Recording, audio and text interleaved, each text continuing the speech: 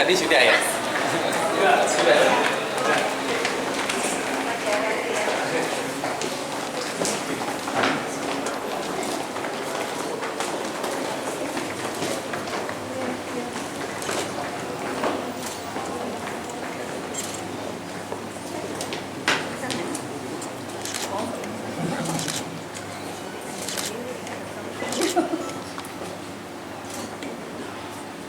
Itu kelebihan.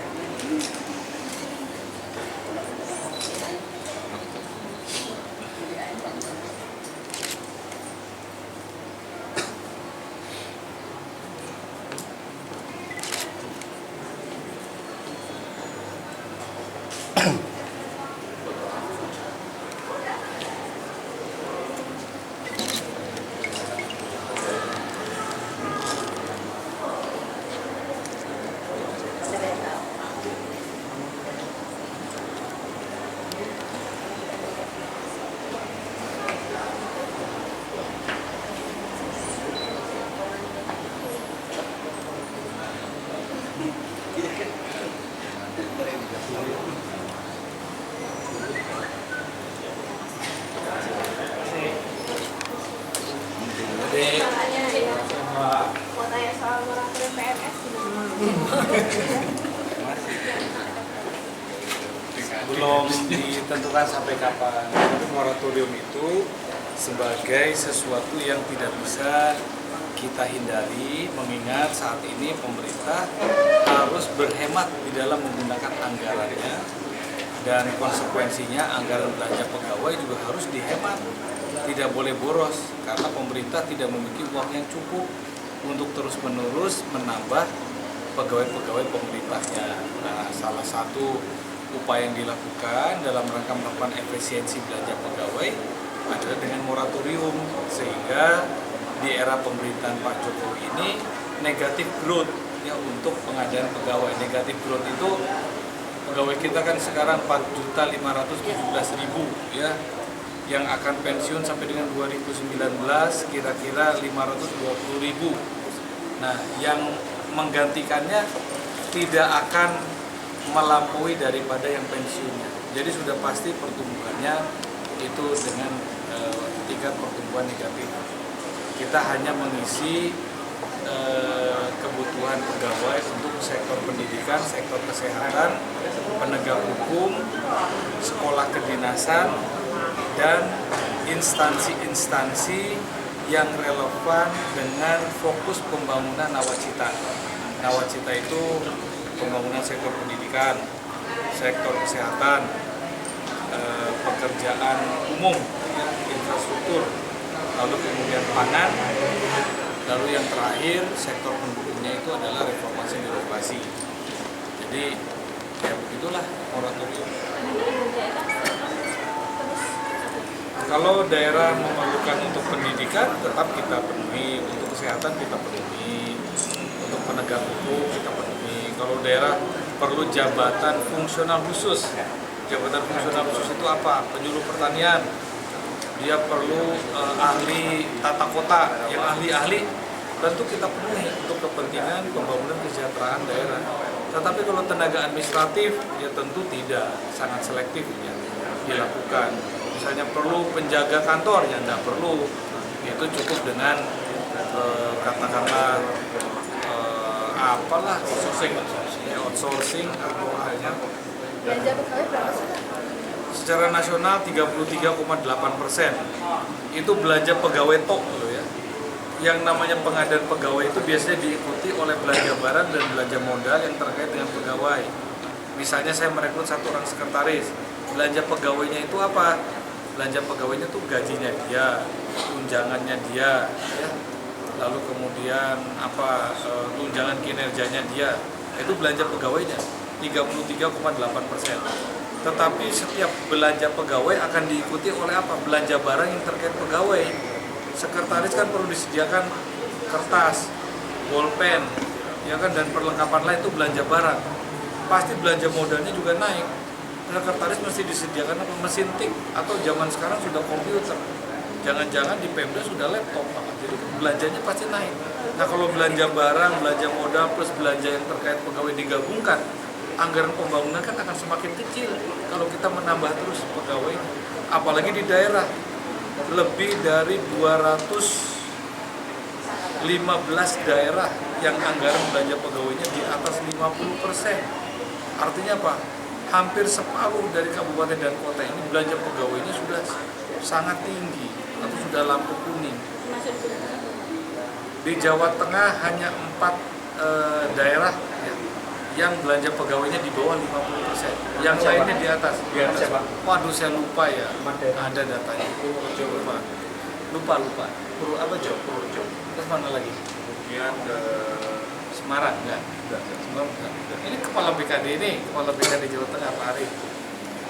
4. Nah itu semua harus diefisienkan. Cara mengefisienkannya pertama penataan kelembagaan, supaya kalau lembaga-lembaga struktur-struktur pemerintahan itu dibuat seramping mungkin sesuai dengan kebutuhan pembangunan yang tepat sasaran.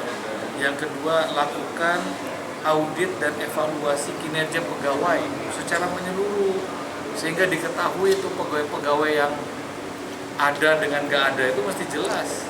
Nanti akan ada standarisasi audit kepegawaian secara nasional yang membuat ada 4 kuadran pegawai, kategori pegawai pemerintah itu. Pertama yang produktif dan kompeten, yang kedua produktif tidak kompeten, yang ketiga tidak produktif tapi kompeten, dan yang keempat tidak produktif tidak kompeten, sudah nggak pernah masuk, kualifikasinya juga tidak karena tidak memenuhi prasyarat untuk menjadi pegawai pemerintah di unit yang itu. Artinya apa? Bisa dirasionalisasi. Yang suka bolos, ya, yang jarang masuk kerja, yang kerjaannya ngawur asal-asalan, itu kan banyak.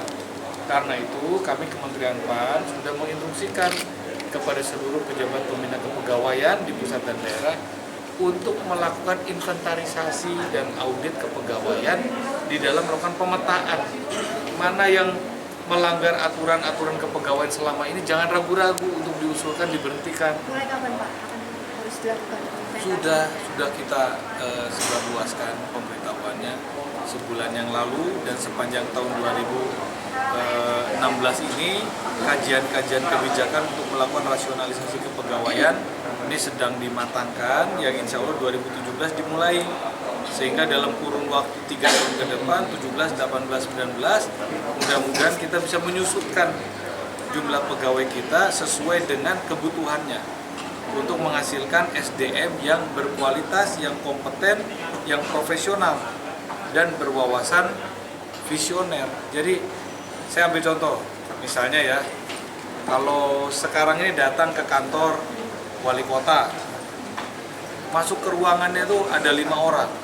Yang pertama yang ngurusin surat-surat sama koran-koran, duduknya sendiri. Yang kedua masuk lagi, ada yang kerja cuma ngangkat-ngangkat telepon sama terima tamu yang datang. Yang ketiga, ada bagian yang warawiri ngantar surat atau disuruh ini dan itu.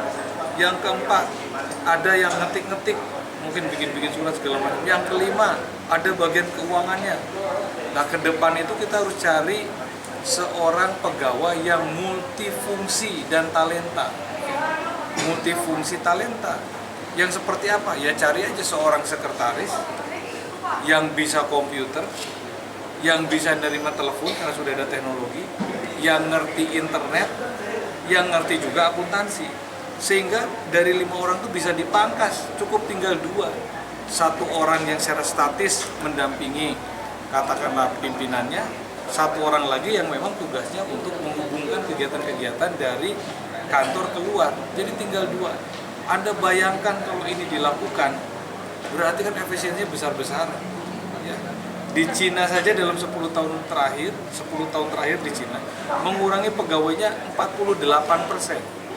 Nah, jadi kalau kita merencanakan pengurangan pegawai 25-30%, apalagi dalam kurun waktu yang ditentukan, tidak buru-buru, artinya direncanakan, ini bukan sesuatu yang mengagetkan. Ya. Yang pasti kebijakan rasionalisasi akan dilakukan dengan sebijaksana mungkin, seadil mungkin sesuai dengan ketentuan yang berlaku. Nggak akan memberhentikan orang semena-mena, ya ada kriterianya. Kalau orang nggak masuk kerja 200 hari apa masih kita pertahankan? Enggak kan? Dan banyak itu.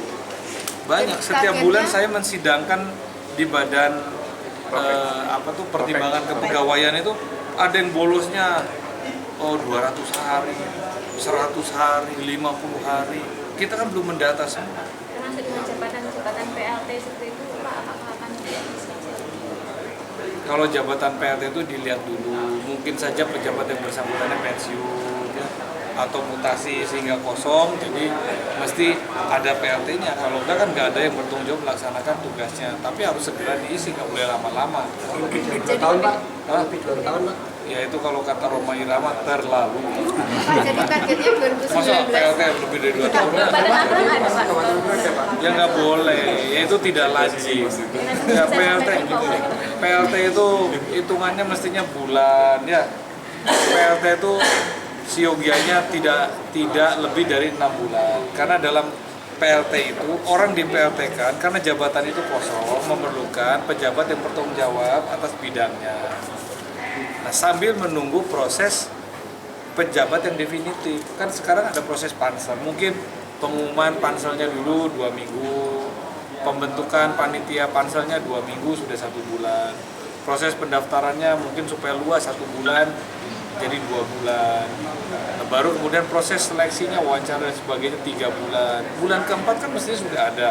Jadi tidak mungkin lebih dari 6 bulan. Kan sudah ada tata cara, sudah Pak, ada jadi- Permenpan nomor 13 tahun 2014 tentang tata cara pengisian jabatan pimpinan tinggi baik itu utama, pratama, dan madya. Jadi tidak boleh lagi ada PLT yang terlalu lama, apalagi sampai 2 tahun. Kalau itu Pak, kalau lebih Pak?